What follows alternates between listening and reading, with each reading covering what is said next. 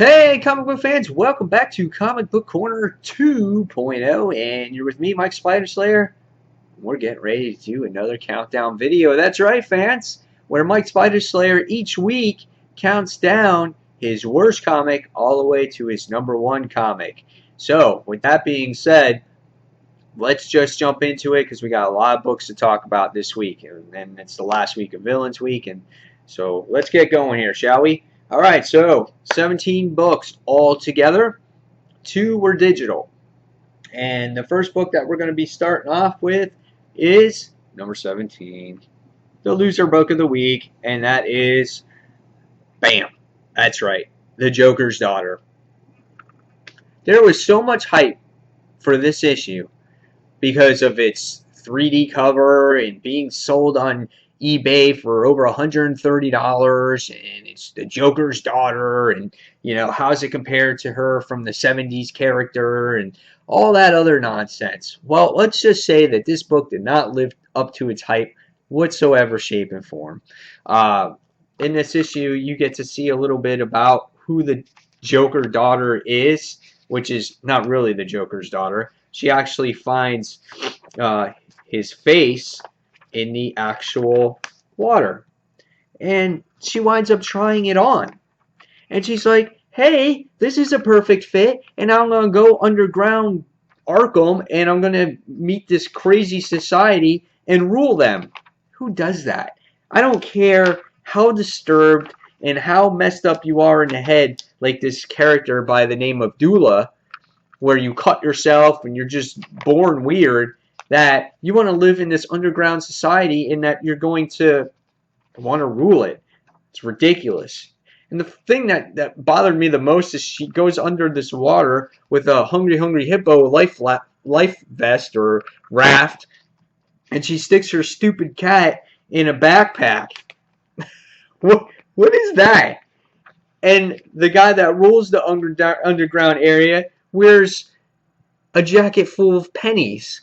And when they actually do battle, he's wearing this jacket underwater and he can still float and everything because it's made out of pennies. So I don't know. This whole issue was messed up.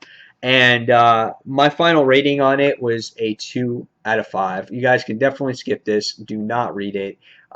And guys, I hope whoever sold this on eBay made its money because of the story, I don't think anybody's going to want to buy this book. That was number 17. Number 16.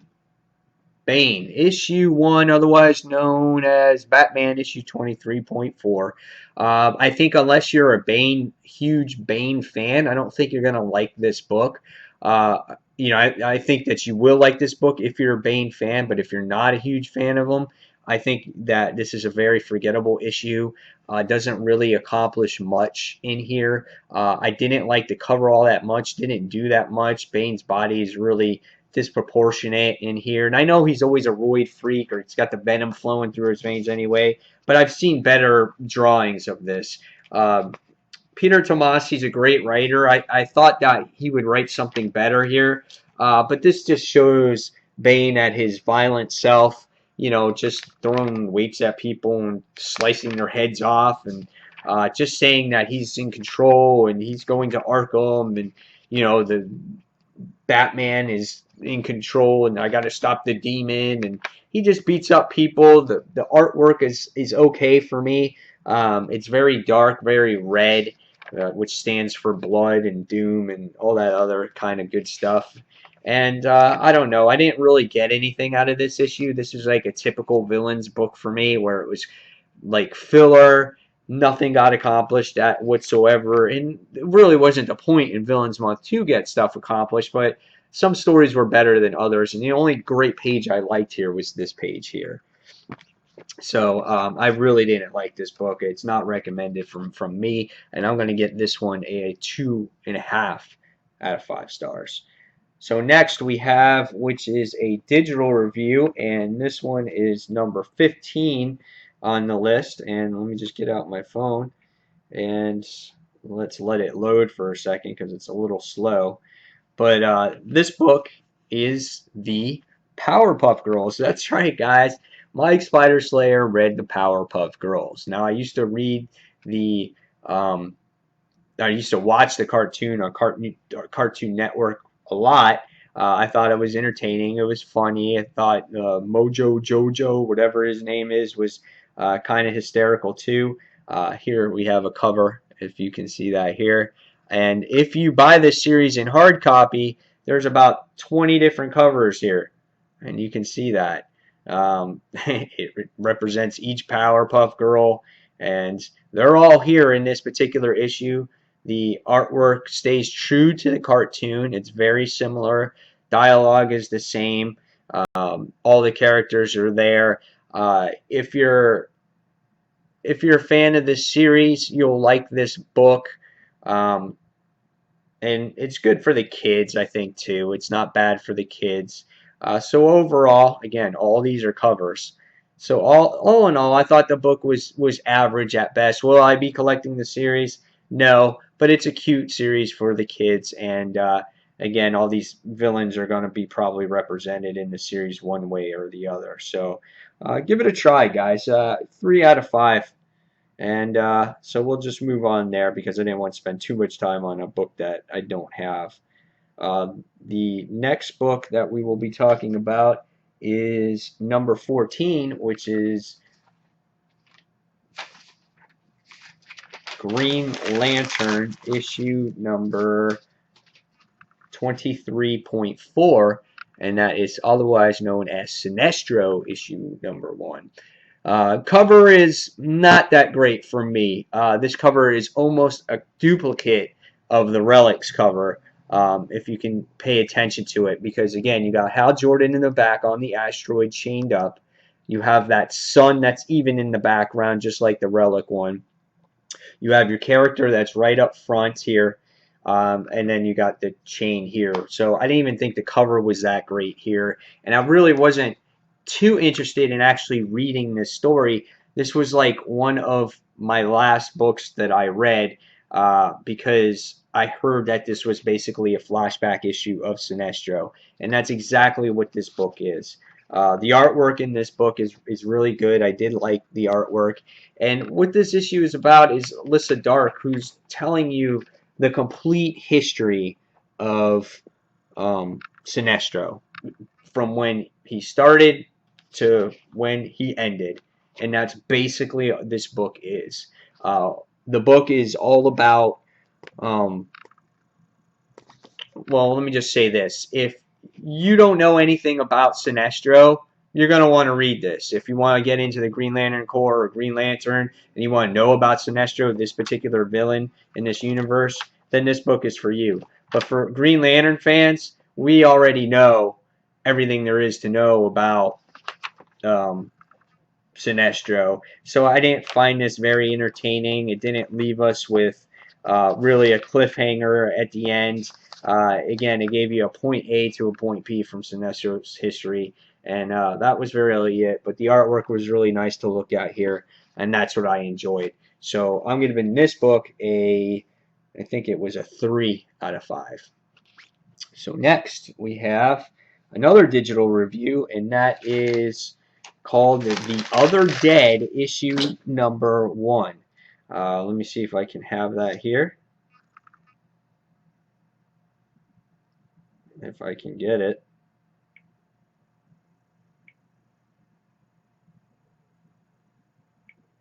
Okay, here we go. The Other Dead issue number 1. This book was quite interesting. Here's another cover here where it has President Obama with a machine gun. That's something you don't want to see every day. And what this book is it's about a virus that actually is taking over the animal population. Interesting. So instead of humans, it's animals. And you see that in the beginning of the issue where there's this deer that gets shot and winds up coming back to life. And then it starts attacking people. And I think this is all brought on by this kid and his rock band that does this ritual, this satanic ritual with ducks. And it winds up bringing the ducks back to life. This book has a little bit of, I guess, I don't know if it's nudity, but parental advisory is warned here. Yeah, because there's actual strippers in this book. So in the end, the book was quite interesting. You know, I want to see what happens in this next issue. You know, whenever you get dead animals trying to attack other people, I guess that's kind of interesting.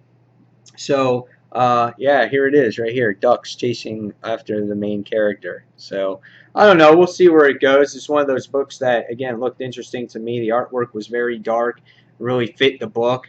And I'm going to give it a 3 out of 5 as well. And that was The Other Dead, issue number 1.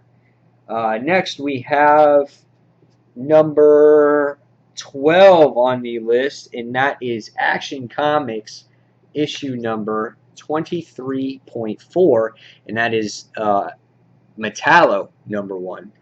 This book was interesting. I like the cover. It has Metallo here, you know, shooting out like kryptonite, and Superman's in the background. Ah, he's like dying and everything.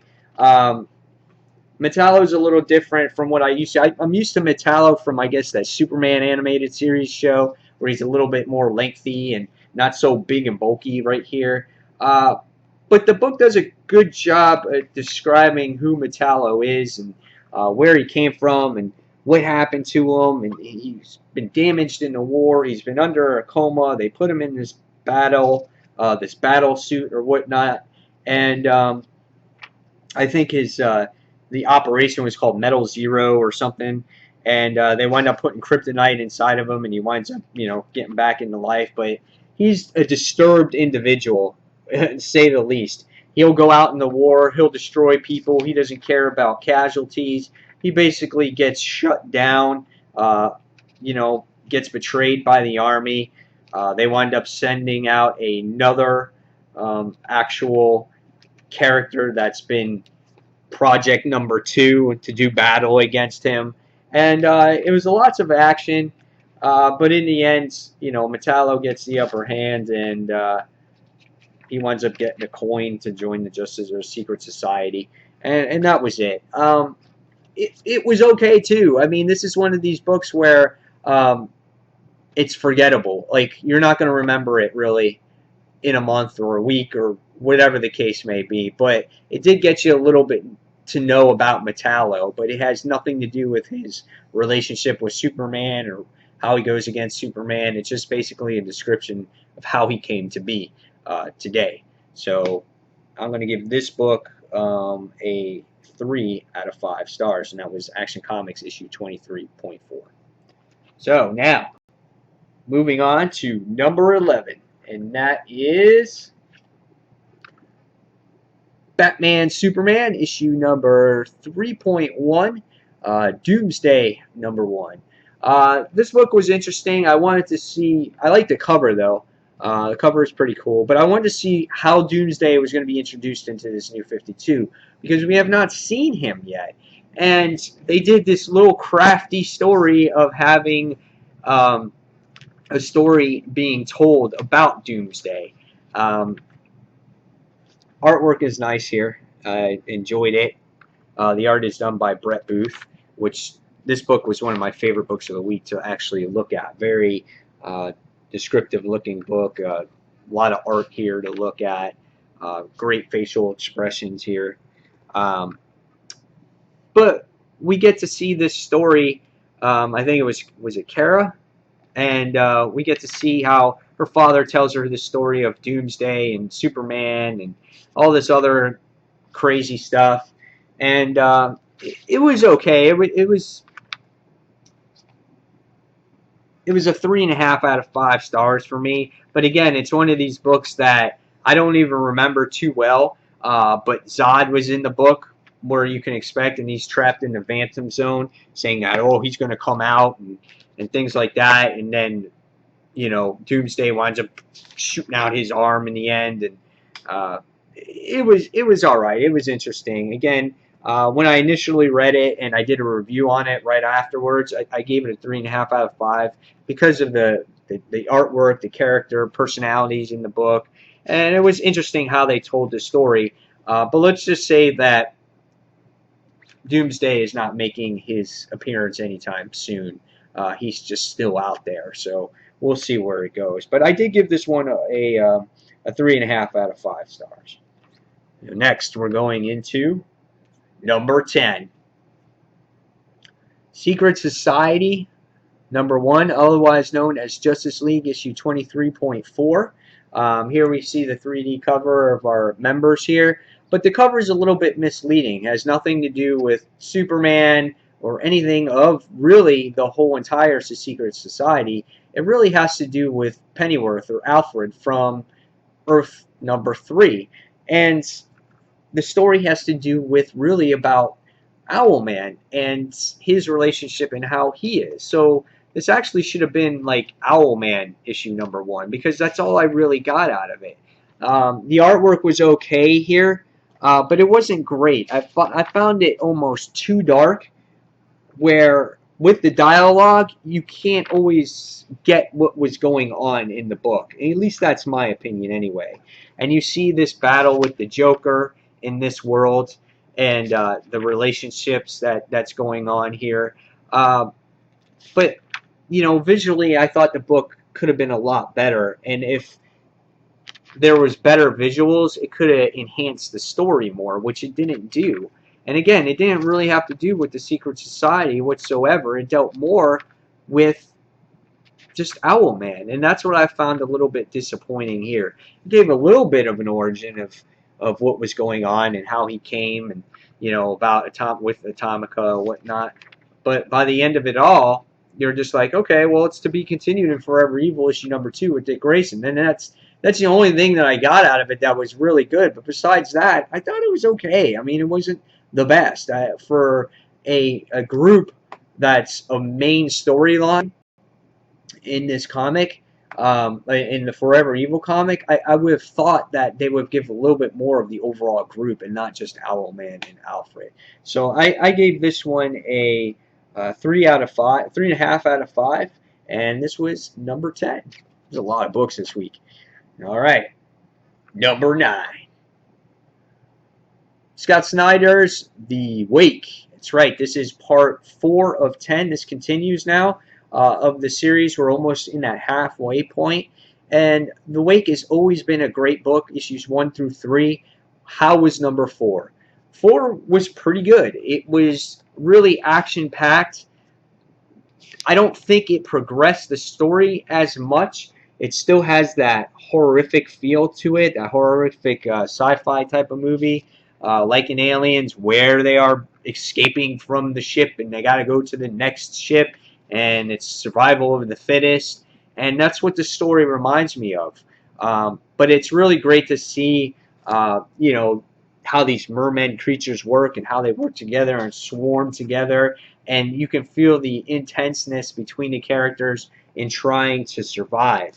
But by the time you get to the end of this book, you get to witness something else that is very large and in charge of all of our mermen, and that is this creature right number here. Yeah, it's a big merman. So first you started off with a little merman, then you got a whole bunch of mermen, and now you got one big one here. So, and it looks like that they're going to destroy this rig. The artwork stays true to the book still. It has a lot of sketch, but it adds that horror feel to it, and you get this things that have happened in the past and in the future in this book, and how it all ties together, I don't know. That's the mystery of the book so far. But there wasn't much progression in the story, and it was kind of a predictable issue. But nevertheless, it was still good, and I love this series, and I'm giving it a 4 out of 5. Next, we have number 8. Guardians of the Galaxy issue number 6.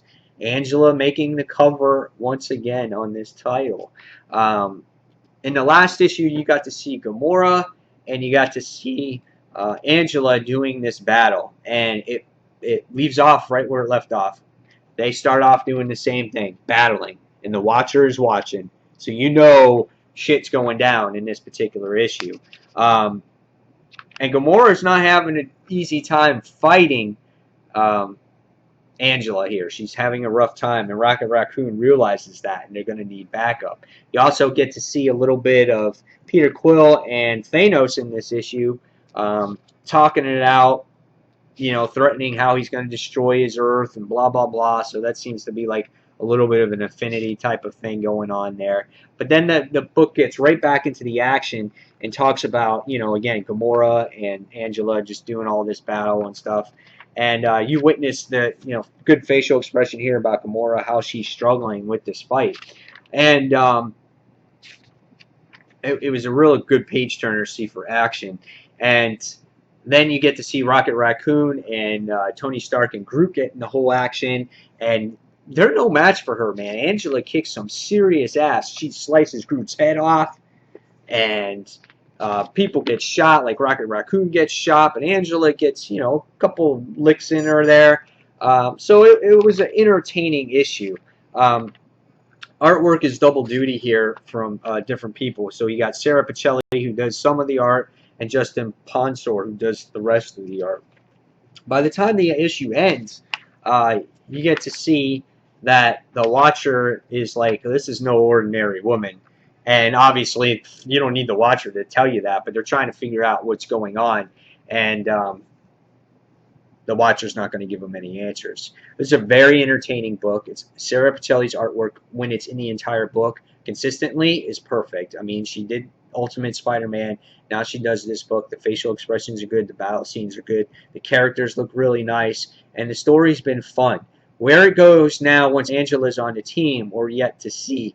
The one thing about this series is there's not much progression in the series. Really slow developing series. But that's okay as long as it turns out to be a good series in the end, and that's what's important. But there's always lots of action, and the humor's still here, so it's good interaction. So we'll see. Next, and that I gave that one a 4.0 as well. I like that issue. Next is number 7. Scarlet Spider, issue number 22. This was a much improved issue from the last book on issue number 21 with that whole Ben Reilly nonsense. They shouldn't even try to entertain that. However, this book was phenomenal. And this is what I said. You got to do the story right because you have Kraven the Hunter in here. He's like an A-list character for Amazing Spider-Man. So he gets thrown in this issue, and right from the start, you get a good jumping on point of who all our characters are. Okay? Who you see is Annabelle Adams. You get to meet the police officers, Wally Layton and husband Dr. Donald Mann. So you get to learn Annabelle. And it's a good jumping on point. Right away, it just starts off as Scarlet. He's just all beat to piss from the drugs and everything else. And he just gets attacked by this freaking huge-ass tiger. I mean, that is freaking awesome here. There is different artists on this book, too, which is disappointing. But it's okay. The story was really good.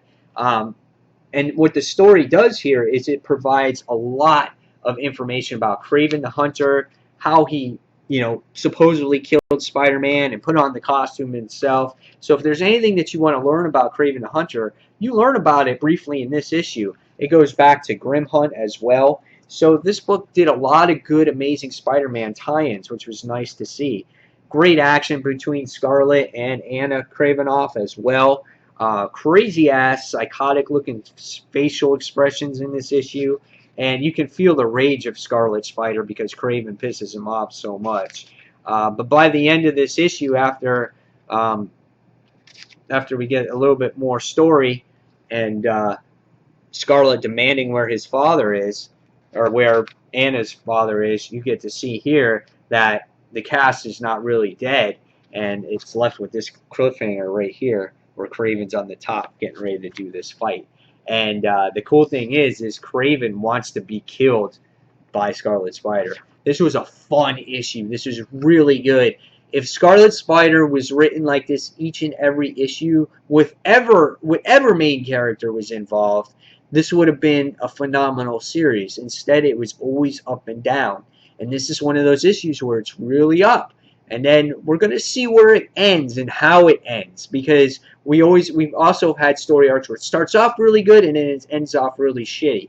So we'll see where it goes. But this was a great book. I suggest to buy this one to see where the story arc goes. I'm giving this one a 4 out of 5, and this was number 7. Number 6. Ultimate Spider-Man, or Ultimate Comics Spider-Man, issue number 27. Great cover here. You have Miles Morales, going across the building and the reflection in the sunlight of the New York skyline and all that stuff. I love the artwork in this book as well. Dave Marquez does the art. He's been consistent, took over for Sarah Pacelli, and he's done a very great job with the artwork here. Taskmaster is in this issue. There's not much story progression in this book. That's why it gets a little bit of a lower end on the countdown. But the action, my God, it was like watching a fight scene in a movie. You just get to see panel after panel of battle between Ultimate and Spider-Girl and and Taskmaster. Just excellent, excellent artwork. I mean, the only thing I really got story-wise out of this issue really was Taskmaster. Basically, he find out that he absorbs powers. But here's, again, some more great paneling here in the Ultimate Spider-Man book with fight scenes. Great stuff here. And at the end, you get to see how Bombshell, winds up fighting against herself. Should I run? Should I go? Should I help them? And in the end, you get to see what happens, how that they're all going to team up, all our superheroes, Cloak, Dagger, Bombshell, Ultimate, Jessica Drew, how they're all going to team up and try to stop Roxxon. This was a fun issue. I definitely recommend this series each and every month, at least until this one ends also. And I'm giving this one a 4 out of 5 as well. Next is number 5, and that is Killer Croc issue number 1. Villains Month. This is the way a book should be about. Gives you a true, in-depth story about who this character really is. Killer Croc's been around forever, right? I haven't read DC Comics all that much. Have they ever really told a origin story of Killer Croc? So guys, let me know if they have. But if they haven't, this is done right. This tells you everything that's happened to Killer Croc in his history from when he was a little kid and how he actually was brought up.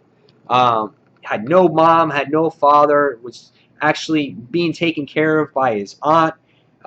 He had somebody that took care of him and said, you can be somebody one day. Don't let people bully you. Don't let people tell you you're an outcast because you're different. And this book actually sent a message, and it was really awesome.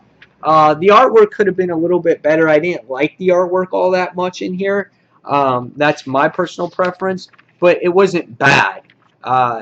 Again, you get to see a setup story of what happens to Killer Croc's father figure and how the whole issue comes full circle, because it starts off in the past and then goes to the present, then it goes a little bit further closer to the present. And it was really neat how they did that. Again, great story here. This is one that you definitely should read.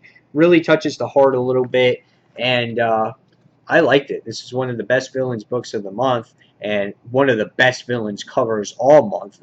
And I'm giving this one I think this one is a 4.5 out of 5 stars. So awesome book here.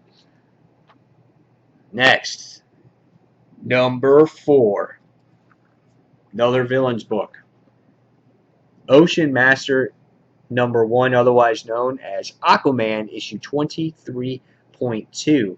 I also love this cover here, and I love how the ocean goes over Ocean Master, and now Aquaman's in the background, and he's like, "Ooh, I'm dead," Aquaman's obviously not an issue because of the whole Forever Evil thing, but the way the artwork is done was really nice. It's a great book to look at. Jeff Johns does the writing, so it's well written, and it makes you see the point of view of Ocean Master. It really, really does.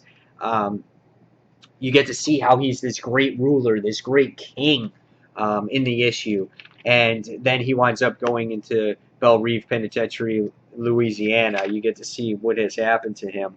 And we find out that there was this war that was created by his own kind, and he's about to go on trial or whatnot. And he could care less about the human species. He's like, I don't want help from you guys. I could give a crap about you.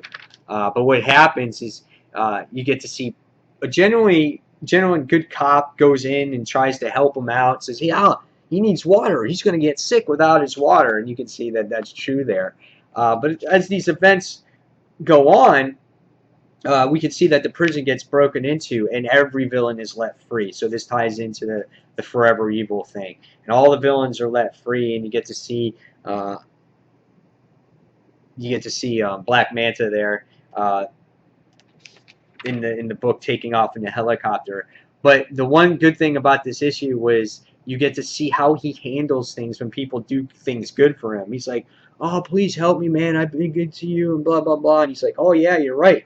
You have been good to me. And he's like, please help me. He's like, please help me. He goes, of course I will. I won't make you suffer. And he fucking kills the guy. Because he doesn't want to see him suffer anymore. Because I guess he can't do anything. And you see him lying on here. Oh, man, he's just an evil son of a bitch. But as the issue goes, you see him make that slow walk towards the ocean. Because that's all he wants to get back to. He's like, oh, the ocean. Walking is just so tedious. And it was awesome. And he goes into this bar, and you see him in this restaurant. He fights other villains, and he just has no mercy for anybody. Could give a crap. He's so conceited. And that was what's so awesome about his character. He makes his way to this ocean, and the waitress that was at the restaurant finds out that her son is in danger from all the looting that's going on and everything like that. And she's like, help me, please, help me. And he's like, I don't give a crap about you. All I care about is going back to the ocean. And he dives back into the ocean, and you see him in the panel going under the water. And then the next thing you see is he comes back up, and he's like, 8. 8 is too young. And he goes back, and he's going to help the young boy and the mom. It was really awesome because he was such a dick in the entire issue. Then he had that one little bit of weakness to help, the woman's son or whatnot. So this was a fun issue. I really liked it. You get to see, again, the character's personality and how much of an asshole he was. And it was like a pretty simplistic issue, but there was something about it that I really liked. Great stuff. I recommend this one. This is a good villains book, and I'm giving this one a 4.5 out of 5 stars. Top three. Number 3. Nova issue number 8. It's Infinity tie-in, and we all know how I feel about the Infinity. It's just not my cup of tea. It's not my style of book. I'm not huge into the galactic area of the Marvel universe. Some stories are good for me, some are not. But Nova's been a great series. I really enjoy Nova, and I wanted to see how this did tie in, and it tied in nicely. It was like, it was an overwhelming amount of tie-in. It just basically has to do with Thanos realizing that Nova is on the planet Earth, and it goes back to the Richard Rider days, and he wants Nova terminated. And what happens is, I'm trying to think, Gorius, what's his name? Gorius Clave winds up giving Thanos the advice on what to do or what not, and he winds up getting this character by the name of Caldera, I think is her name, and Clave is like, you think he's just a child? You think that she's a worthy opponent for him? It was just so funny because she thought, or Clave thought, that this person is just going to be not even a challenge for her. And he's like, oh, I want him dead, and blah, blah, blah, whatever. So he goes on. And as the issue goes along, you get to see the couple of kids from the New Warriors. They want to recruit Nova into the team, which was interesting to see that aspect. And it continues off because he had to fix this skate park as well. So it continued off from that last issue. And you get to see the little girlfriend that Sam has, or he wants to have, and they wind up finding out that his secret identity is not safe with her because she finds out who he is, and because of his voice and stuff. So that was cute. He takes off his helmet because he's just overwhelmed, and he just doesn't know how to handle the situation of her liking him or whatnot. And he falls to the ground, and it was some good, funny stuff in this book. Real good humor. Really stays true to that teen character that he is. You get to see this Caldera character come into play here, who is a really young-looking character as well, that's set off to destroy Nova, and you get to see her here. And she's kind of a sick-looking character, but you get to see a little bit about her, and again, you get to see how the New Warriors want to recruit Nova into their team to bring back that team. Speedball is a character in the actual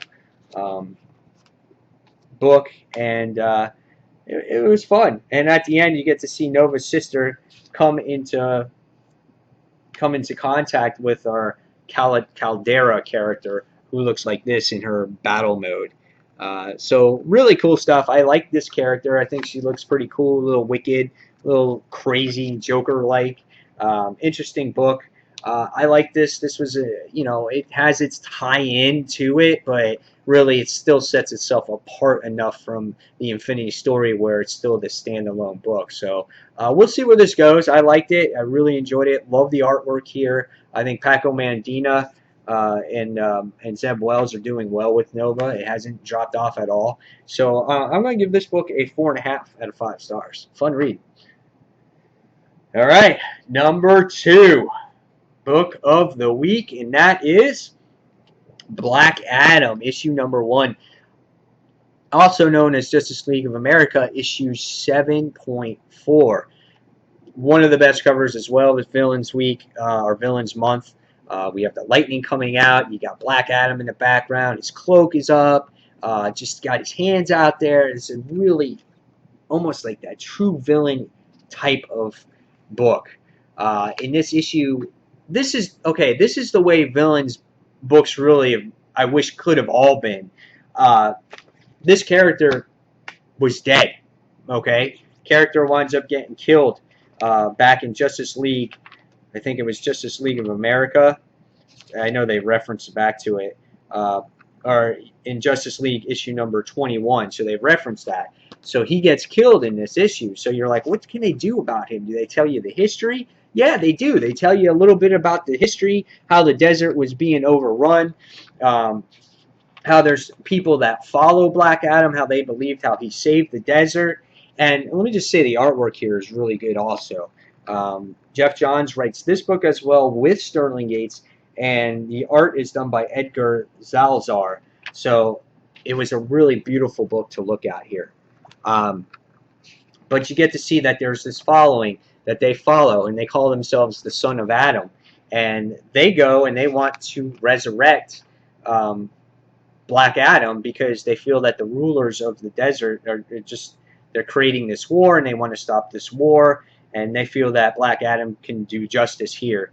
And we can see that the sister, I'm trying to remember the guy's name here real quick, Armand. Armand is the one that's the translator that can do this. His sister tries to prevent him from doing this. She's like, oh, we can do things from social media, and he's like, forget that. He's like, we got to do something that makes a difference. Maybe we have to sacrifice ourselves to get things back to the way they were. And so, again, it tells you a little bit more history about how Black Adam wound up getting killed. And then as the issue progresses, we see that they find out that the army or the bad guys or whatever they wind up finding out what's going on, and they try to shoot Armand and the other people that are resurrecting Black Adam. And Armand winds up getting killed, and but the sister winds up actually resurrecting Black Adam, which was so good, and he winds up coming back to life. And you're like, oh, damn. And let's just say he takes care of action, or takes care of business in this book, and winds up reclaiming his throne. But he does say that there is no true ruler. There's a protector.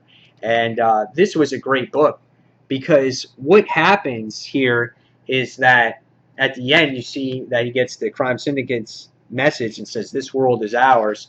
And he just says, this world belongs to no one. And then it continues in Justice League issue number 24. But what this book does is, I know Black Adam just died, but it really gave it a point to, hey, well, this is a time where we can bring back this character, is now, instead of waiting down the road. We'll bring him back now in this villain's book. We'll tell a little bit about the history of the character. You get to learn more about the character, and we'll resurrect them in the same process. So this felt like its own true book, where, you know what, it can continue in an issue number 2. That's what I got out of it, and that's what made this book so special. Artwork's great, cover's great, everything about this book was really good. This was almost my pick of the week, but there was just one book that was just a little bit more complete, I thought, and that was, and this got 5 out of 5. And that was this book right here, which was Wolverine and the X-Men, issue number 5, or I'm sorry, issue number 36, chapter number 5, Battle of the Atom. This was a fun book overall. Lots of dialogue. There was some parts that didn't progress, but there are other instances where by the end of the book, the story is progressing now, and everything about this book was fun. The artwork was fun. I loved looking at the art in this book. I loved the telepath war between future Jean Grey, past Jean Grey, Emma Frost, and the sisters. I love the dialogue in this book. There was lots of dialogue, but however, there was some humorous parts that broke up that monotony that you get sometimes when reading a dialogue-heavy book. I love seeing the battle outcome in this particular issue between the telepath war, so you just didn't see them standing there the whole time. I loved how they had really humorous parts in this issue when it came to Beast and Iceman, and it had to do with Shoho, the baby. I think that's the baby's name, leaving it with Bruce, so that gave it that Wolverine and X-Men feel to it. Also, it had Magic show up here, and Hank is just like, oh, Stars and Garters, you know. Humorous things like that I really enjoyed in the book. And then you get this crazy dialogue between Deadpool, future Deadpool, where he gives like the X-Men this line so they can buy what's going on, and he's kind of like, you know, maybe this is not so true. And by the time you get to the end of this book, you get to see Magic, Hank, and you get to see